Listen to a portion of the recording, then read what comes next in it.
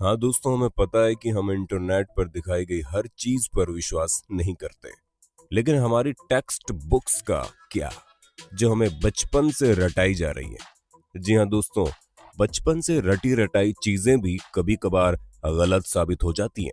फिर चाहे वो ग्रेट वॉल ऑफ चाइना का स्पेस से दिखना हो या फिर जीनियस अल्बर्ट आइंस्टीन का स्कूल में मैथ में फेल हो जाना। इसलिए दोस्तों, दिल थाम कर बैठिए, क्योंकि आज हम आपको उन झूठ के बारे में बताने वाले हैं जिन्हें आप सदियों से सच मानते आ रहे हैं। और अंत में जो सच्चाई हमने आपके सामने रखी है ना, उसे जानकर आप हंसी से लोटपोट हो जाएंगे। दोस्तों, अगर हम आपसे पूछें कि इजिप्ट में बना पिरामिड किसने बनाया था, तो हमें पता आप यही जवाब देंगे कि इजिप्ट में रहने वाले मजदूरों ने मेहनत करके इस पिरामिड को तैयार किया था। लेकिन हम आपके भ्रम को तोड़ते हुए ये कहना चाहते हैं कि बिल्कुल भी सच नहीं है। असल में इस पिरामिड को बनाने वाले ज्यादातर लोग मजदूर थे ही नहीं। जी हाँ, इस पिरामिड को बनाने के लिए एंशिएंट इजिप्ट की अच्छी खासी पॉपुलेशन ने अपना बढ़ चढ़कर योगदान दिया था, जहां करीब 85 सालों तक, जिसमें 2589 बीसी से लेकर 2504 बीसी का समय लगा। और इतने समय के अंतराल में इजिप्ट के रहने वाले लोगों ने अपना खून पसीना करके इस पिरामिड को तैयार किया था, ताकि वो अपने नेशनल आइकॉन को खड़ा कर सके। ऐसे में जो लोग इतने बड़े बड़े पत्थरों को नहीं उठा सकते थे, उन्होंने यहाँ पर काम करने वाले लोगों के लिए खाना, रहने और बाकी चीजों की व्यवस्था की। यानी कि हर इंसान ने अपने लेवल का काम किया, जिसमें कुछ लोग सिक्योरिटी के लिए काम करते थे, तो कुछ लोग भारी भरकम पत्थरों को जुटाने के लिए दूर दराज इलाकों में चले जाते थे, ताकि वो अपने नेशनल आइकॉन को खड़ा कर सके। ऐसे में दोस्तों, उनकी मेहनत रंग लाई और ये पिरामिड वाकई में दुनिया भर में जाना जाता है।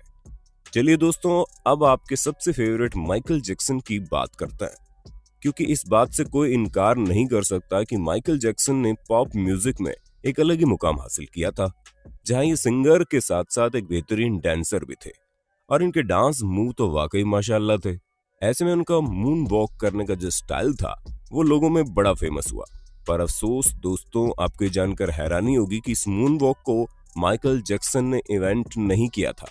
हालांकि उन्होंने इसे सबसे पहले 1983 में परफॉर्म किया था। पर दोस्तों, असल में माइकल जैक्सन ने ये मून वॉक कैस्पर कैंडिडेट और कूली जैक्सन से सीखा था, जिन्होंने 1970 में इसे परफॉर्म कर दिया था। वहीं मार्शल मार्कियो ने भी इस मूनवॉक को माइकल जैक्सन से पहले परफॉर्म कर दिया था। और इन सभी लोगों से पहले बिल बैले नाम के टैप डांसर ने भी इसे परफॉर्म किया था। ऐसे में ये बता पाना मुश्किल है कि इस मूनवॉक को किसने इन्वेंट किया, लेकिन वो शख्स माइकल जैक्सन तो नहीं है। अब आप एक और सिर घुमा देने वाली बात सुनिए, क्योंकि आप लोगों ने कार्बन डेटिंग का नाम तो सुना ही होगा।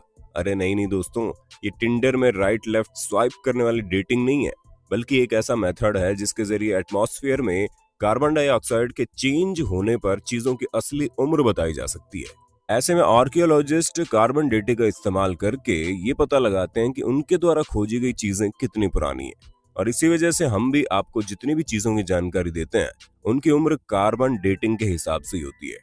और विलर्ड लिबी नाम के जिस प्रोफेसर ने कार्बन डेट्स का पता लगाया था, और इस काम के लिए उन्हें नोबेल प्राइज भी मिला था।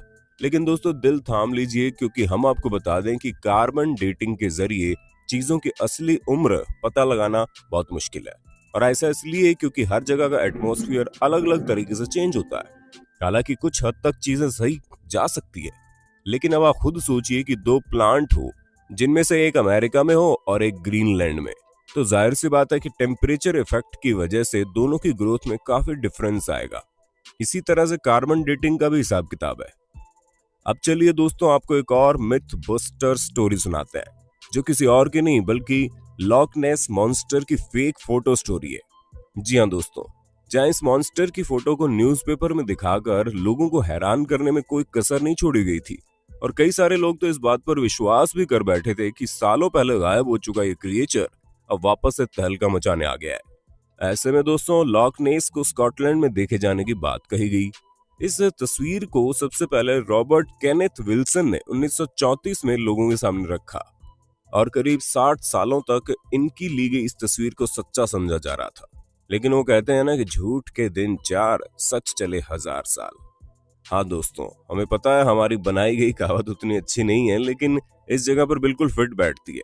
क्योंकि 1994 में ये बात लोगों के सामने आ गई कि लॉक नेस मॉन्स्टर का जो शेप उस तस्वीर में था वो कुछ और नहीं बल्कि एक टॉय सबमरीन थी, जिसे पानी में इस तरह डाला गया था कि वो उस क्रिएचर की तरह दिखाई दे। और ऐसा मर्म्यूडेक नाम के जर्नलिस्ट ने किया था ताकि वो अपने न्यूज़पेपर से बदला ले सके, क्योंकि उनके न्यूज़पेपर ने लॉक नेस मॉन्स्टर के बारे में छापने की वजह से उन्हें बातें सुना दी थी। और इसी वजह से उन्होंने इतनी बड़ी कहानी रची जिसके चंगुल में दुनिया करीब 60 सालों तक थी। दोस्तों, जब आप दुनिया के अजूबों के बारे में सोचते होंगे तो आपके दिमाग में सबसे पहले क्या आता होगा? माचू पिच्चू, ताजमहल या ग्रेट वॉल ऑफ चाइना?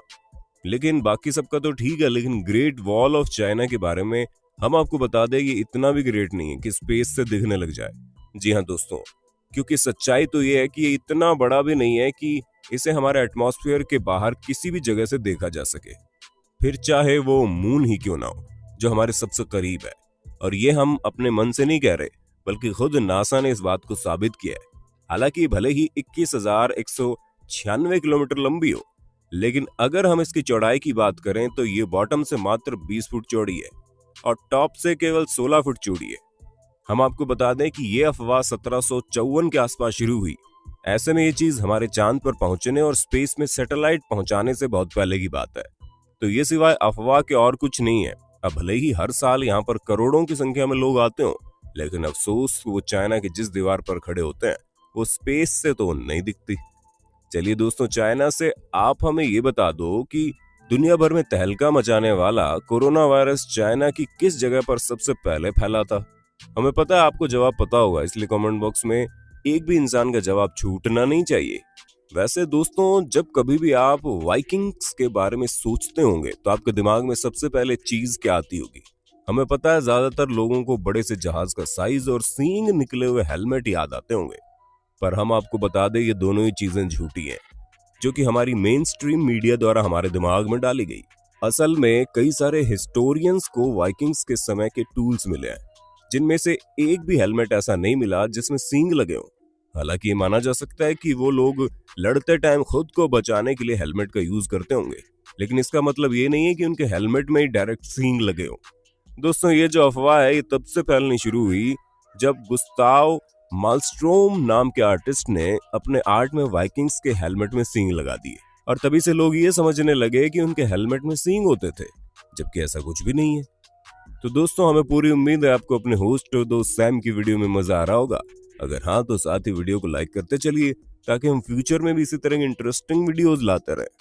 दोस्तों, अब हम आपके दिमाग की सबसे बड़ी उपज को दूर करते हैं, क्योंकि कई सारे लोगों को ये सिखाया जाता है कि अल्बर्ट आइंस्टीन, जो कि इतने बड़े जीनियस थे, वो हाई स्कूल में बेसिक मैथ की वजह से फेल हो गए थे।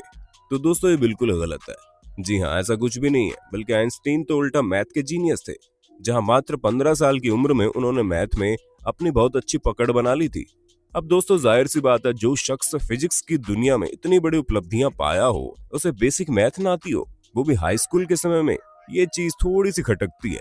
पर हमें तो बुरा उन लोगों के लिए लगता है जो ये सोचते हैं कि उन्हें मैथ नहीं आएगी, फिर भी वो साइंटिस्ट बन जाएंगे। अरे दोस्तों, साइंटिस्ट बनने के लिए मैथ भी जरूरी है, ठीक उसी तरह जिस तरह सिंगर बनने के लिए अच्छा गाना गाना जरूरी है और डांसर बनने के लिए अच्छे मूव्स करने जरूरी हैं, क्योंकि ये सभी चीजें बेसिक्स हैं। दोस्तों, हमें पता है आपको इस बारे में कुछ भी पता नहीं होगा, लेकिन हम आपको बता दें कि 19वीं सदी के मध्य में अमेरिका में एक बहुत बड़ी अफवाह चली थी, जहां पर सिगरेट बेचने वाली कंपनियां एडवर्टीजमेंट में कहती थीं कि सिगरेट सेहत के लिए अच्छी होती है।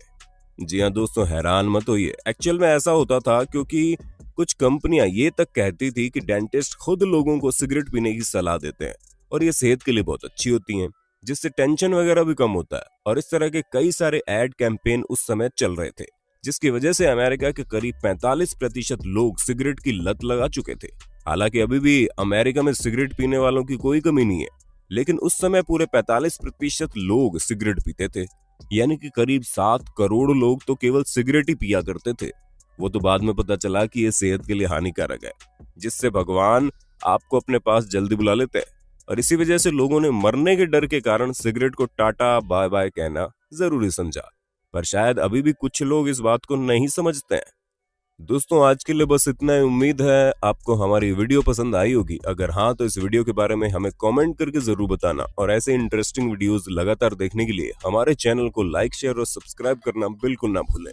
धन्यवाद।